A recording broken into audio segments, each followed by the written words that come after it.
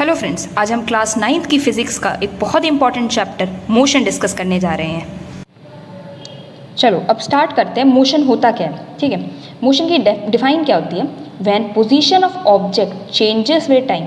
अगर किसी ऑब्जेक्ट की पोजीशन टाइम के साथ चेंज होती है तो हम कहते हैं मोशन हो रहा है। देखो यहाँ पे देखो, ए पोजीशन पे है पहले ऑब्जेक्ट, फिर कहाँ चला जाता है? बी पोजीशन पे।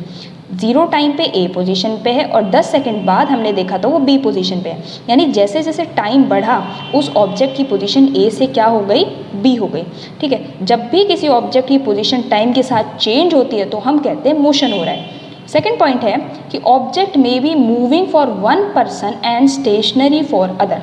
इसको कैसे समझ सकते हो आप? जैसे कि आप ड्राइविंग कर रहे हो और आपके साथ जो कार में बंदा बैठा हुआ है उसके लिए तो आप रेस्ट पे हो, लेकिन जो आपको बाहर से कोई पर्सन देखेगा उसके लिए आप मोशन में हो, क्योंकि कार चल रही है, कार में आप बैठे हो तो आप भी मूव कर रहे हो कार के साथ साथ, ठीक है। तो आप एक पर्सन हो लेकिन आप दो अलग अलग लोगों के लिए अलग अलग दिख रहे हो। एक तो आपको रेस्ट पे देख रहा है जो कार में है, ठीक है, और दूसरा आपको मूविंग देख रहा है जो कि बाहर खड़े होकर देख रहा है, ठीक है। अब कोई भी मूविंग ऑब्जेक्ट अगर मोशन में है तो वो सर्कुलर पाथ भी ट्रैवल कर सकता है या फिर वो स्ट्रेट लाइन पाथ ट्रैवल कर सकता है, ठीक है। अब नेक्स्ट चीज़ देखते हैं रेफरेंस पॉइंट। रेफरेंस पॉइंट को ओरिजिन भी कहते हैं, ठीक है। अब देखते हैं होता क्या है। जैसे आप कहते हो कि ये रेलवे स्टेशन है, रेलवे स्टेशन से स्कूल जो है वो 2 किलोमीटर दूर है इन द नॉर्थ डायरेक्शन। तो आपने स्कूल को देखा, खड़े होके देखा, रेलवे स्टेशन से खड़े होके देखा, तो इस केस में रेलवे स्टेशन जो है वो रेफरेंस पॉइंट है। यानी सिंपल वर्ड्स में रेफरेंस पॉइंट क्या पॉइंट होता है? जहाँ से आप किसी ऑब्जेक्ट को व्यू करते हो, देखते हो। हमने रेलवे स्टेशन पे खड़े होकर स्कूल को देखा, ठीक है, तो हमारा रेलवे स्टेशन क्या हो गया? रेफरेंस पॉइंट हो गया। अब नेक्स्ट टॉपिक देखते हैं motion along a straight line. Motion along a straight line, ठीक है। अब दो टर्म्स हैं इसमें जिनके बारे में आपको अच्छे से पता होना चाहिए। एक डिस्टेंस है और एक क्या है? डिस्प्लेसमेंट। डिस्टेंस क्या होता है? It is the total path length covered. किसी ऑब्जेक्ट ने कितना टोटल पाथ कवर किया उसको डिस्टेंस कहते हैं। अब डिस्प्लेसमेंट देखते हैं। Displacement is the shortest path from initial to the final position. किसी ऑब्जेक्ट ने कितना छोटे से छोटा पाथ ट्रैवल किया इनिशियल से फाइनल पोजीशन जाने में, उसको डिस्प्लेसमेंट कहते हैं। दोनों की एसआई यूनिट, डिस्टेंस की भी और डिस्प्लेसमेंट की भी, दोनों की एसआई यूनिट्स क्या होती है? मीटर होती है। अब एग्जाम्पल के थ्रू डिस्टेंस और डिस्प्लेसमेंट में डिफरेंस देखते हैं। पहला एग्जाम्पल, ऑब्जेक्ट ए से बी तक जाता है तो डिस्टेंस क्या ट्रैवल किया? डिस्टेंस होता है द टोटल पाथ कवर्ड। ए से बी जाने टोटल कितना पाथ कवर हुआ है? 6 किलोमीटर, तो वो उसका डिस्टेंस है। अब डिस्प्लेसमेंट देखें, ए से बी जाने पर कितना शॉर्टेस्ट पाथ कवर किया? वो भी 6 किलोमीटर ही है। तो ये ऐसा एग्जाम्पल है जिसमें डिस्टेंस किसके बराबर है? डिस्प्लेसमेंट के बराबर।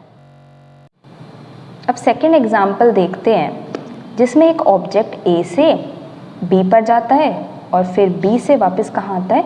ए पर आता है। यानी इनिशियल पोजीशन भी ए है और फाइनल पोजीशन भी क्या है? ए है।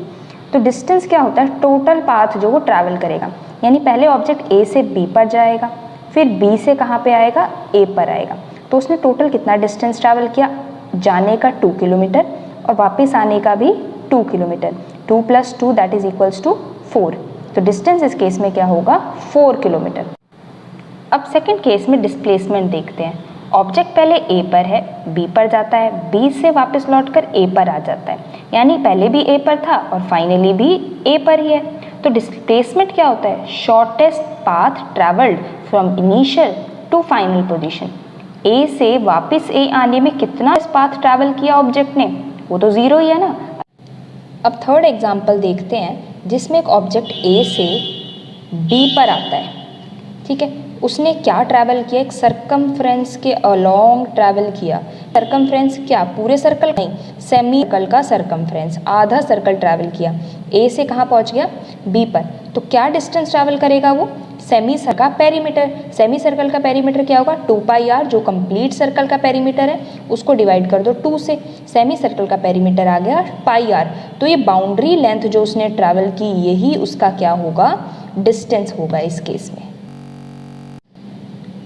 अब सेकेंड केस, डिस्प्लेसमेंट कैलकुलेट करने के लिए ए से बी ऑब्जेक्ट जा रहा है, अब दो तरह से जा सकता है वो, या तो ए से बी जा सकता है घूम के सर्कमफ्रेंस के अलोंग सेमी सर्कल के, या वो इस डायमीटर के अलोंग जा सकता है ए से बी।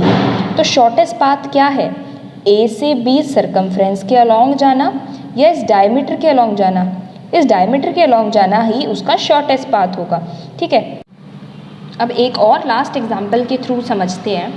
एक ऑब्जेक्ट ए से कहाँ जा रहा है, सी पे जा रहा है, तो बताओ उसका डिस्टेंस कितना होगा।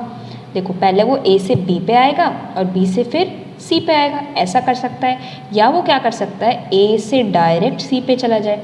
तो ये ए से डायरेक्ट सी पर जाना तो इसका शॉर्टेस्ट पाथ है, और ए से पहले बी पर जाना, बी से फिर सी पर आना, ये इसका टोटल पाथ है। तो ए से बी, बी से सी, ये इसका डिस्टेंस होगा, जो कि क्या होगा, ए से बी की लेंथ यानी ए प्लस बी से सी की लेंथ यानी ए। तो डिस्टेंस होगा ए प्लस ए यानी 2a। लेकिन डिस्प्लेसमेंट की बात करें तो ऑब्जेक्ट शॉर्टेस्ट पाथ कवर करेगा।